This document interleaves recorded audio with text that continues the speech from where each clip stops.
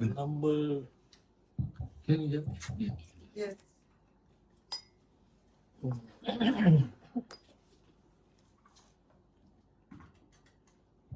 Number 20, I think. Number 20.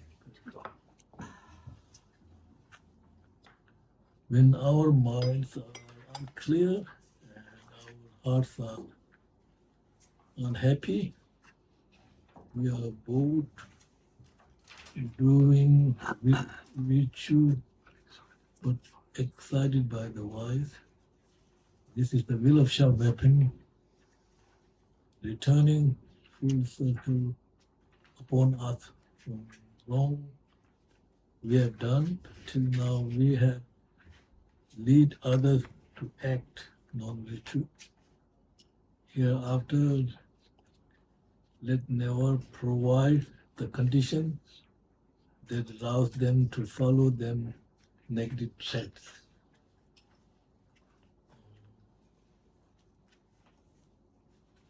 Now commentary. This is good text. When we are unhappy, we have difficulty in finding the cause of our misery. When our hearts and minds are unclear, we cannot, for example, visualize Yamantaka. At times, we can clearly think about negativities, but trying to think about virtues make us feel us as if there were a picture over our head. You have to do like this. And when we fall asleep during our prayers or recitation, but can you stay awake for 2 nights to play dice like in gambling? All these are the result of our latent inclination toward negative thoughts rather than virtue. Likewise, if it is very hot, we feel we cannot attend discourse. Yet if there is some kind of entertainment, we want to go immediately. These circumstances of confusion arise because we have harmed the Dharma protectors. The leader of evil spirit is the self-grasping attitude, and so we experience interferences. Self-grasping is certainly the most prominent evil spirit, causing us to perform negative deeds that offend the Dharma protectors. When we see such problems in ourselves, we need to tell others about them. We only have to admit them to ourselves and determine to overcome them. Understand what I'm saying? So this is telling us about how harmful self-judging mind, self-judging mind is very harmful. So not easy to defeat this mind, very difficult. So we have to first, on the other hand, there's self-judging mind, right? Self-judging mind, grasping mind. On the other hand, there are also bodhicitta mind, wisdom realizing mind. All these are one side self-judging mind, self-grasping mind, other side wisdom mind, compassionate mind, all are there. So these two minds are always there. So therefore, in order to defeat this self-judging mind, it's very difficult. So very hard, very hard, very difficult, because we are not used to be thinking, judging others, the compassionate mind. So therefore, we have to first recognize yourself. Who am I? Recognize yourself. Then try to train that mind. If you do not recognize yourself, then you cannot train the mind. So the first point is you have to recognize yourself. Who am I? What is purpose? Why am I training this mind? What is the purpose of I am doing this? Like, so recognize yourself and then start learning about how to train the mind. This is number one, very important, right? And then then as I mentioned, you recognize yourself means it means that you are paying attention. Your daily motivation, where you're thinking, whatever you're thinking, you're paying attention for your motivation. You understand what I'm saying? You're paying attention, what am I thinking, what am I doing, you're thinking. So then you are paying attention on your motivation. And then you have to use the logic, because it's very hard to defeat. You have to use many logics and things like that, right? So first, so then you use the logic, right? So you have to use the logic. Many great lamas said you have to use the logic to defeat this self-judging mind. So as soon as you recognize yourself, you start training your mind, right? And then you want to change your motivation, change your way of thinking, then you have to use the logic, right? So the logic is, so as I mentioned before, one side there is self-judging mind, other side there is bodhicitta mind too. So both mind, so self-judging mind, bodhicitta mind, both come from cause and condition. It does not come from independent existence. Self-judging comes from cause and condition. Bodhicitta also comes from cause and condition. So therefore, its nature is changeable, Its nature is impermanent, because anything comes from cause and condition can be changed. If it is not, if it is permanent entity, then it is pointless we are doing this. But both are nature. Both come from cause and conditions. Both nature is impermanence, therefore possible to change. In order to change, then we have to need many cause and conditions, right? Condition. So substantial cause, physical, cooperative cause, all these cause conditions come together and help to develop bodhicitta mind, to decrease self-judging mind. Like, so you use that kind of logic, because self-judging mind and bodhicitta mind both are impermanent nature, because it comes from cause and condition. Anything coming from cause and condition can be changed, changeable. So it's changeable, right? So they have to use these kinds of logic. If it is changeable, then how do I change this? Set up your motivation, like how do I change this mental attitude, this way of thinking, right? So then, what is the tools or method to changing this kind of attitude, right? Then you use this kind of logic, and then so both are nature of impermanence, therefore it's possible to change. It depends on the circumstances, right? Depends on cause and condition, right? So then I ask yourself how long it will take to change this kind of mind. So first you have three things here, right? So use set of motivation, and your way of thinking, right? My way of thinking is number one. My way of thinking is same, number one. My way of thinking is changing. My way of thinking is getting worse. The three things. Anything, right? My way of thinking, since I study these texts and mind training, so instead of motivation means my way of thinking getting better, number one.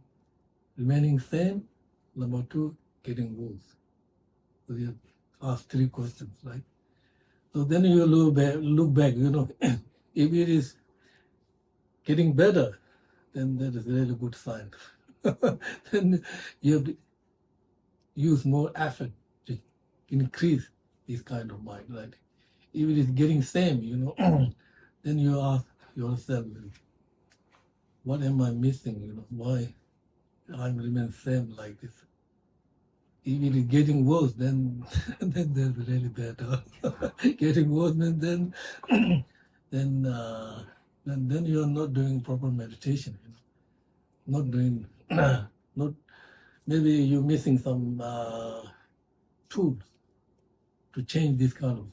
So you ask question, getting better, getting same, or getting worse. So these three questions come, right?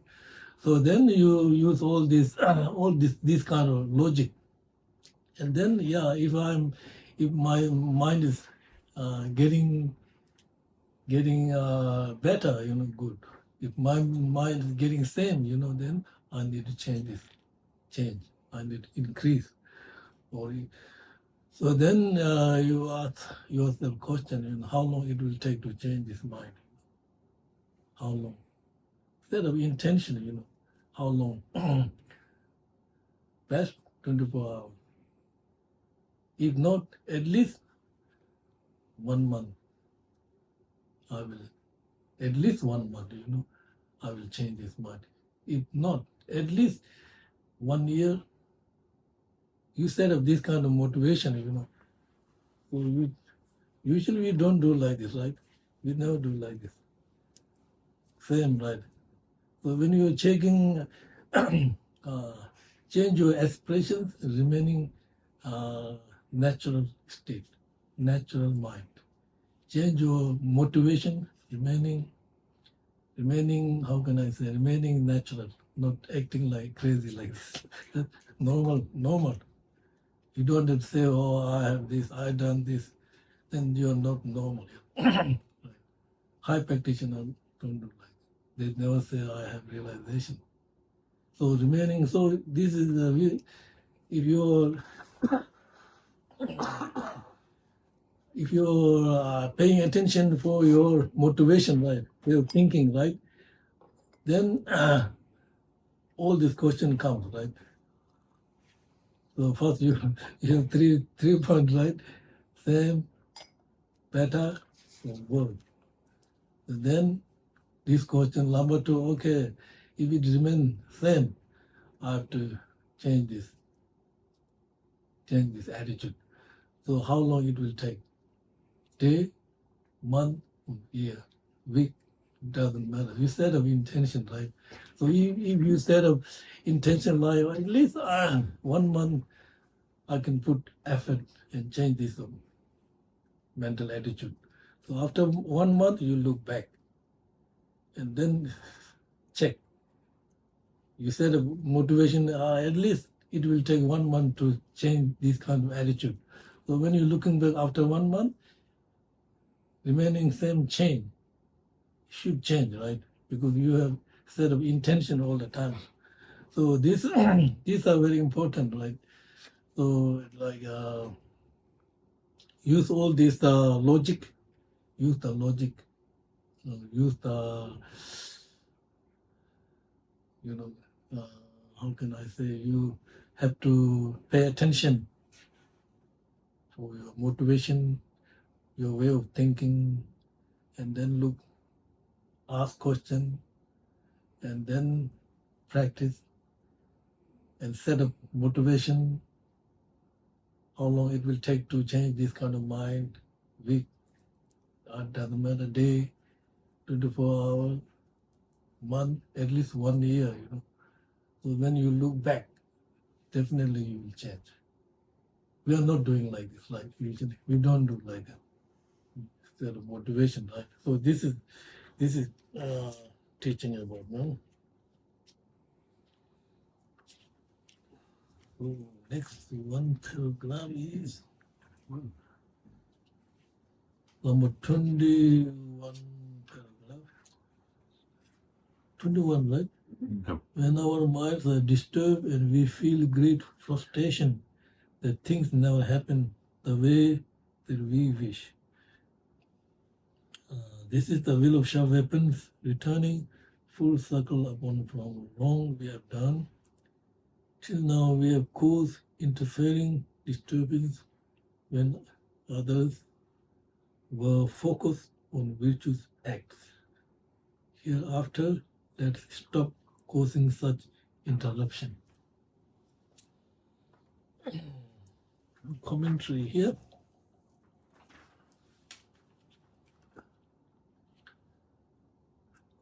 All times our minds are disturbed and we are thoroughly frustrated. For example, parents may put their son into college, hoping he or she will become a scholar, but he or she drop out. Similarly, we try to make profit in business, but it fails, or we sow seed, expecting a good crop, but there is a drought. In the past, we have interfered with the religious discourse and have interrupted others' daily recitation, studies, and meditation. Because of this, we now experience frustration. From now on, we should avoid interfering with and hindering others' good actions, but instead rejoice, admire them, and encourage such qualities. So this is telling about everyone frustration. Huh? Everyone's mind is very busy. My mind is very busy. Your mind is very busy, right? So it is very important that we have body and mind, right? Body and mind. So we have body and mind. So body comes from different substantial cause and condition. Mind comes from different substantial cause and condition. We do have both, right? Body and mind. So our mind, our body, physical, our physical is something, the substantial cause, all our physical cell, whatever, everything, atoms, or, all come from physical substantial cause. Our physical, our body substantial cause is father's sperm and mother's, right? Mother's, what is it, blood or whatever. Yeah, right? So this is substantial cause of our physical body. So, but mind, we have mind, right? So that this mind is not given by the parents. It must, if it is not given by the parents, where should it come from? You know? So then we have to ask, what is the substantial cause of mind? Substantial cause of mind should be similar to the mind. So similar to the mind means previous instead of mind. It's substantial cause of your mind. Right? For example, like today your mind comes from yesterday your mind. So yesterday your mind is substantial cause of today your mind. Today your mind is substantial cause of tomorrow your mind. So the mind nature is movement, instantly changing, not like physical. You see these two, although we have physical body and mind, both come from different cause and conditions, right? So then when our mind comes from the movement, previous instant of mind. So the previous state of mind means then you see the continuation of the mind. But previous, if there's no continuation of the mind, you cannot, your mind cannot function today. You're functioning because it's continuation. Continuation. So today your mind, yesterday your mind, all the coming from previous instant of mind. Previous instant of mind is substantial cause of mind. So then you see that mind nature is totally different from the physical body. Like the physical. So training mind and training body is very different, right? Training body have limit. Training mind, no limitation. You see the training compassion, no limit. Physical training, there's a limitation. You cannot jump from here, no matter how flexible. Flexible cannot jump on your. There's a limitation. Physical training, limit. Mind training, no limit. No limitation because its substantial cause is previous instead of mind, it will go. So you see the physical and mental, very different, right? You understand what I'm saying? Everybody understand what I'm saying? So therefore, mind is continuation. Continuation of mind, then we can prove future, If there's no continuation of mind, we cannot prove the future. How can we say the future? Because continuation of the mind. Future, somebody making new object because of mind designated. Somebody thinking, I can create this new object, iPad, iPhone, all this, or thinking, right? Somebody thinking how to make this, use their intelligence and then come. So there's mind. Mind is continuation, right? So anyway, here what we is our mind is clear, but we have to use our mind with right directions. So that means our body, speech, mind should remain with the virtuous, not non-virtuous. If our body, mind, speech dominant by non-virtuous, and then this will disturb your mind, make you frustration, make you unhappy. If your body, speech, and mind is influenced or mixed with the virtue, then this will dispel the frustration, dispel the problem, right? That's teaching about. So then,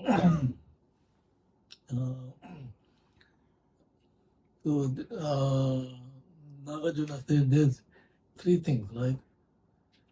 We have first, there is like drawing on the water. Number two, drawing on the sand. Number three, drawing on the rock. Three things, right? Drawing on the water, disappear. Drawing on the sand, it's not like drawing on the water. But if you are drawing on the rock, very difficult to erase, right? So he's telling us that when, generally speaking, we shouldn't create the negative mind or non-virtuous. If we create, it should be like drawing on the water, just disappear. If you're creating and accumulating virtues, it should be like drawing on the rock. It's very difficult to erase. When your practice should be like drawing on the rock. If your practice is like drawing on the water, disappear. Drawing on the sand, better than. You know what I mean? But he is telling us that our virtue should be like drawing on the rock, which is very difficult to erase. If non-virtuous, it should be like drawing on the water, just, and then it will not remain there for long time. Right? It will not remain there long time. No imprint, no influence. Very easy to change the mind. You know what I mean? So this is the talking about.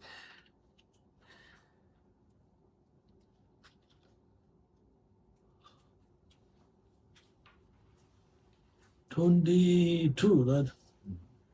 When nothing we do ever please our Guru, this is the will of Shah weapon returning full circle of upon from wrong we have done. Till now with our Gurus we have been pious manner, but out of their present have reverted to sin.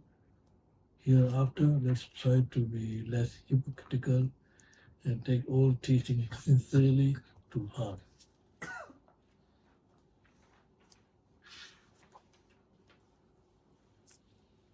So commentary is, if we cannot please our Guru, even though we try every way, we should never blame the Guru, not seek the fault in him. In past life, we have been two faces about the Dharma. We have pretended before our teachers to be subdued like a cat. Cat, but behind, we behave vulgarly like dog and pig. The teacher has given specific advice and we have resolved to follow it. Yet behind the back, we have done the opposite and single-heartedly pursued negativity. So the will of Shah weapon returned to us. Hereafter, we should avoid such hypocrisy and engage wholly in Dharma. There are 4 maturations mentioned in Nagarjuna's friendly letter. The best is for one who to be matured both within and without, to appear mature externally, but to be green within is not a good sign. Do you understand? So Nagarjuna said human beings are like mango tree, mango tree. So mango tree inside rapen, outside rapen number 1. Inside not rapen, outside not rapen number 2. Inside rapen, outside not rapen number 3. Outside rapen, inside not rapen number 4. So he said the human beings are like mango tree. So inside rapen, outside rapen. So he's talking about inside rapen is motivation. Motivation is sincere. Motivation is virtuous inside rapen. Then outside rapen, right? Then if your motivation is sincere, then your action speak good, gentle, polite, right? So that means your intention and your actions both are virtuous. This is inside rapen, outside rapen, like mango, inside rapen, outside rapen. Now, what's number 2 one? Outside rapen, inside not rapen. So this is intention. Inside rapen, outside rapen, right? So number 1. Outside rapen, inside, outside rapen, inside unrapen is motivation is negative, action is negative, right? So now inside rapen, outside not rapen. So this is inside rapen means your intention is very good, virtuous intention. Outside is something, you say something, or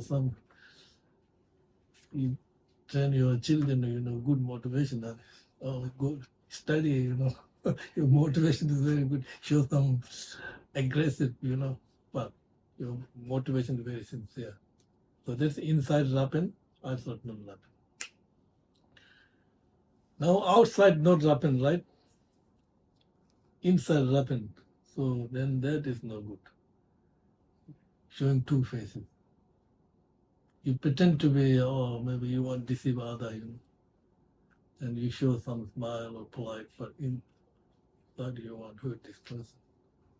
You know what I mean? This kind of, so this is, the human beings are like mangoes, rapen, unrapen like this. So this is telling about.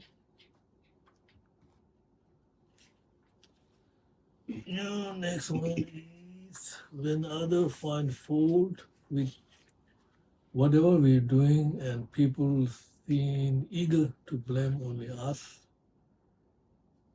This is the will of sharp weapon, returning full circle upon the wrong we have done. Till now we have shameless and not caring about others. We have thought that our deeds did not matter to all. Hereafter, let's stop our offensive behavior. Can you hear me? Yes. 22, 23, right? Yes. If others blame us and announce our shortcomings, even though we have not done wrong. This is the will of sharp weapon, returning for our having belittled shame and decency in others, especially Dharma friends. Having shame is to remember that whatever we have done is done before the Buddha and the teacher. From now on, we should avoid all actions which do not conform with the Dharma. When little things inspire us with hatred, we feel consequences of our careless attitude about how our action will affect others.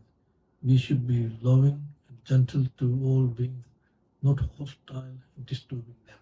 So this We have a date 24. this 24. am I reading right? Yeah, this is the commentary Yeah.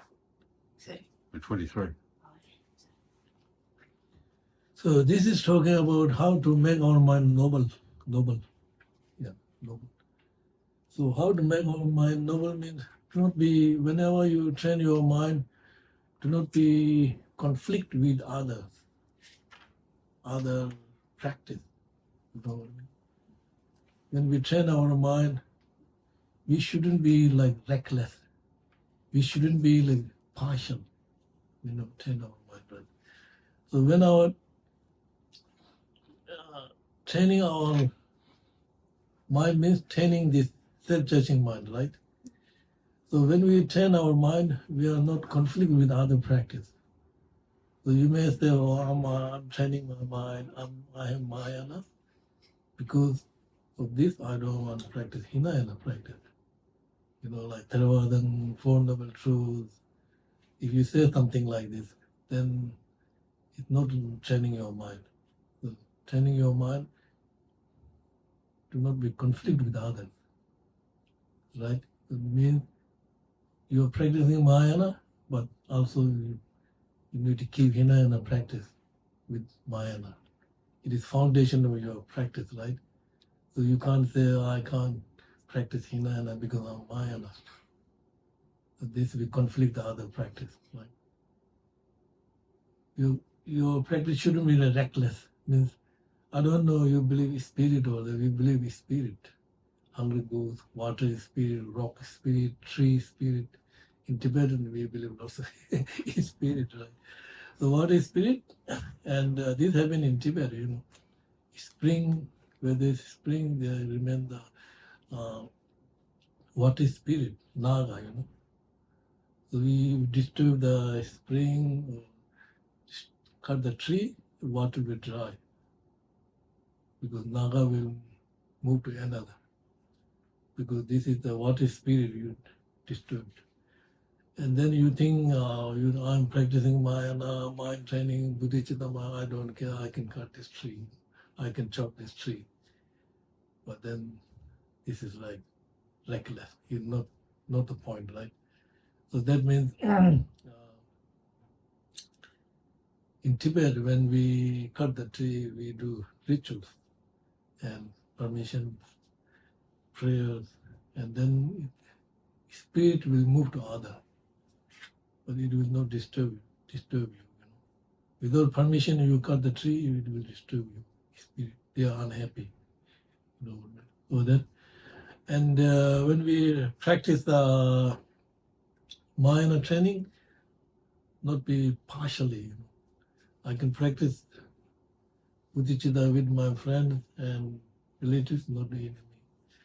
I can practice with human beings, not animals, like not discriminating, remaining, how can I, equanimity.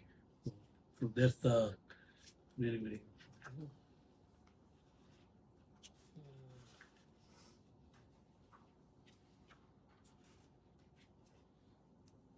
One more passage, okay? Last one.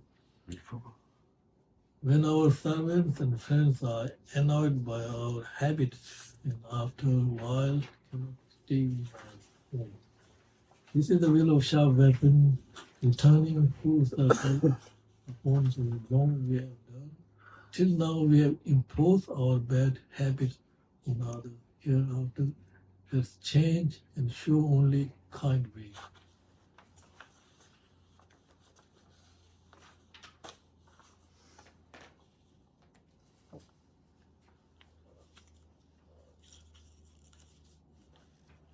When little things inspire us, this finish, huh?